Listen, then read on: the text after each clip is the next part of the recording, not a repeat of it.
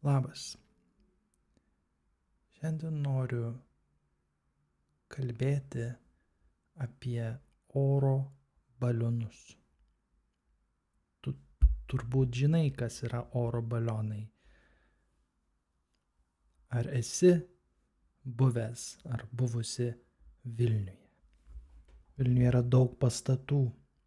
Yra dideli pastatai, aukšti pastatai. Galbūt 12 aukštų, galbūt 24 aukštų pastatai. Kai kurie labai nauji, kai kurie pastatai yra seni, pavyzdžiui, Senamiestyje. Senamiestyje yra maži, žemi, galbūt tik 2 aukštų pastatai. Jie yra visai neaukšti. Šitie pastatai, kurie yra prie Senamiesčio, yra aukštesni už pastatus Senamiestyje. Taip pat Vilniuje yra daug medžių, daug kalnų. Mes sakome kalnai, bet jie yra žemi kalnai. Jie nėra aukšti kalnai Vilniuje. Greičiau kalvos nei kalnai. Ir ne, Vilniuje yra kalvų. Ir jeigu tu važinėjai dviračiu Vilniuje, tu turbūt žinai, kad kartais yra sunku važiuoti į kalną, nes dažnai reikia važiuoti į kalną. Bet nesvarbu, ar tu esi naujame rajone Vilniuje, kur yra aukšti pastatai 12 arba 24 aukštų. Tokie tikrai aukšti pastatai, ar esi Senamiestyje. Nesvarbu, ar esi ant kalno, prie Gedimino kalno galbūt. Arba galbūt esi parke, Vingio parke, nesvarbu, kur esi. Nesvarbu. Nes kad ir kur bebūtum Vilniuje visur gali pamatyti balionus. Balionus, kurie skraido virš Vilniaus. Virš Vilniaus, danguje. Čia, virš miesto. Aukščiau nei aukščiausi pastatai, nei aukščiausi Vilniaus kalnai. Kartu su paukščiais. Čia skraido paukščiai. Ir skraido taip pat balionai. Oro balionai.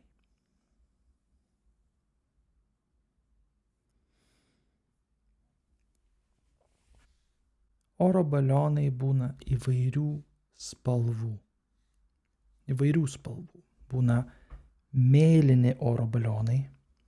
Mėlyni kaip šitas. Ir jie kartais turi skirtingų spalvų krepšius taip pat. Čia yra krepšys, ar ne? Tu žinai krepšinį, sportą, krepšinį, panašus žodis, ar ne? Krepšys. Būna mėlyni, būna raudoni balionai. Raudoni balionai.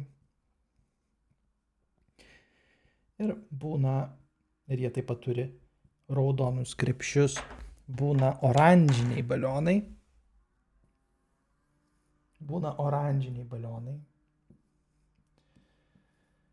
Ir jie taip pat būna įvairių formų. Balionai nebūtinai turi būti apvalūs. Tokie apvalūs kaip skritulys. Nebūtinai. Aš esu matęs balionų, kurie yra trikampiai. Tokie trikampis balionas. Aš esu matęs. Tu esi matęs arba mačiusi balioną, kuris yra trikampis arba keturkampis balionas? Aš esu matęs keturkampį balioną taip pat. Nors, aišku, dažniausiai tikrai būna apvalūs, bet aš esu matęs ne tik apvalius balionus. Aš mačiau trikampį balioną, keturkampį balioną, tokį pailgą balioną, taip pat pailgą.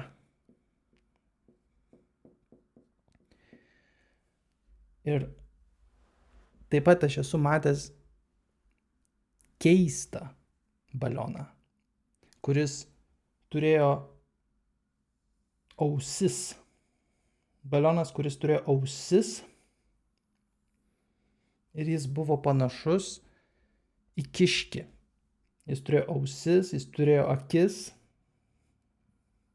ir turėjo nosį ir burną ir buvo panašus į kiškį. Aš mačiau balioną, kuris yra panašus į kiškį. Buvo labai keistas balionas. Bet man nėra svarbu, ar balionas pailgas, ar trikampis, ar apvalus, ar keturkampis, ar panašus į kiškį, ar panašus į katę. Ne?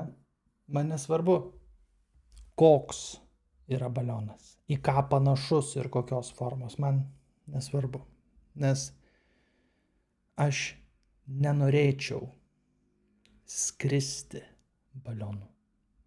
Aš nenorėčiau skristi balionu, nes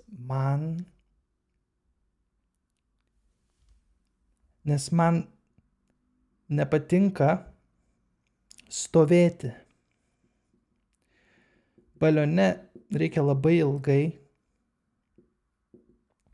stovėti su kitais žmonėmis. Ir kartais reikia stovėti galbūt 2 valandas arba 3 valandas reikia stovėti krepšyje, kur yra galbūt 5 žmonės, galbūt 6 žmonės, galbūt 7 žmonės, o galbūt 10 žmonių ar 11 žmonių.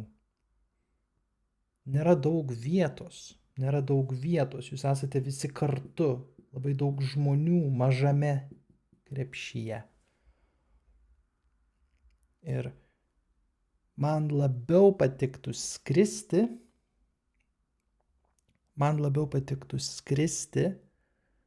dirižabliu, didelis balionas. Žinote, kas yra dirižablis? Yra didelis balionas. Na, ne visai balionas, bet panašus į balioną. Yra didžiulis, milžiniškas balionas, kur apačioje yra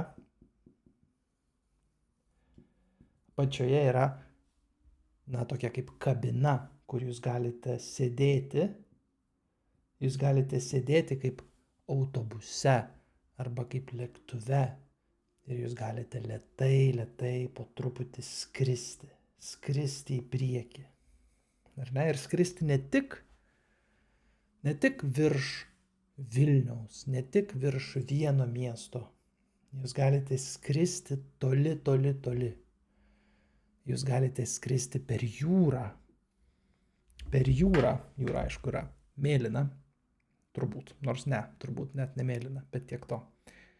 Galite skristi virš jūros su dirižabliu, virš didžiulių bangų, didžiulės bangos, vandenynai, ar ne? Atlanto vandenynas, Ramusis vandenynas. Su dirižabliu galite skristi toli.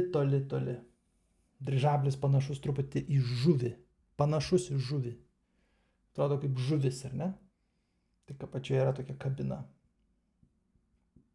Ir jūs galite skristi į kitą žemyną. Iš Europos žemyno jūs galite nuskristi į Afriką, į Aziją, į Ameriką, Šiaurės Ameriką, į Pietų Ameriką. Jūs galite nuskristi toli, toli, toli. Bet aišku, dirižablių šiandien nebėra. Jų nebėra, nes jais skristi yra labai pavojinga. Ar ne, jie gali užsidegti, pradėti degti ir sprogti ir nukristi. Yra labai pavojinga. Labai pavojinga. Balionais skristi, balionais nėra labai pavojinga, nes retai kada būna, kad balionas nukristų, ar ne? Būna, bet retai. Balionu skristi yra saugiau. Bet aš vis tiek nenorėčiau skristi balionu, nes man tiesą sakant yra baisu. Man baisu skristi. Aš nežinau, ar man būtų skristi baisiau dirižabliu nei balionu. Man taip pat baisu skristi balionu kaip dirižabliu. Aš nenorėčiau. Ir man turbūt baisu aukščio. Ir nors aš norėčiau sužinoti, į ką panašus yra Vilnius iš aukštai. O ar jūs skridote kada nors balionu? Tu man būtinai parašyk komentaruose. Ačiū ir iki.